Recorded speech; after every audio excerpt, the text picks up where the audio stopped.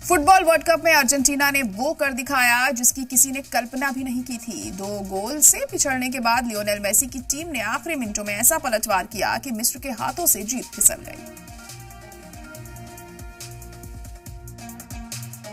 Round of 16 के इस high voltage मुकाबले में इजिप्ट ने शुरुआत से ही जबरदस्त खेल दिखाया। पहले हाफ में 2 शानदार गोल दाकर अर्जेंटीना को 2-0 से पीछे धकेल दिया।